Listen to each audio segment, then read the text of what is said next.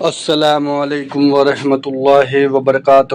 صابان کی فضیلت، صابان کے روزے رکھنے کا ثواب۔ سے صحیح بخاری اور صحیح مسلم کی متفق علیہ حدیث ہے۔ سیدہ عائشہ سلام اللہ علیہا کہتی ہیں کہ اللہ کے محبوب صلی اللہ علیہ وآلہ وسلم رمضان کے سوا کسی اور مہینے میں کثرت سے روزے نہیں رکھتے تھے سوائے شعبان کے۔ یعنی رمضان کا تو پورا مہینہ ہوتا تھا، اس کے علاوہ سب سے زیادہ روزے جس مہینے میں رکھتے تھے وہ کون سا مہینہ ہوتا تھا؟ شعبان کا۔ حتیٰ کہ صحیح مسلم میں ہی ایک اور حدیث ہے، اما عائشہ کہتی ہیں کہ نبی صلی اللہ علیہ وآلہ وسلم بعض اوقات شعبان کا پورا مہینہ ہی روزے رکھتے تھے، کانٹینیوس پورا مہینہ۔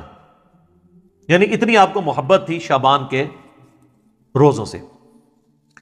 حتیٰ کہ بخاری اور مسلم میں ایک حدیث ہے، سیدہ عائشہ کہتی ہیں رمضان کے مہینے میں میرے جو روزے پیریڈز کی وجہ سے، حیض کی وجہ سے چھوٹ جاتے تھے نا، تو مجھے پورا سال موقع نہیں ملتا تھا کہ میں ان روزوں کی قضا دوں سوائے شعبان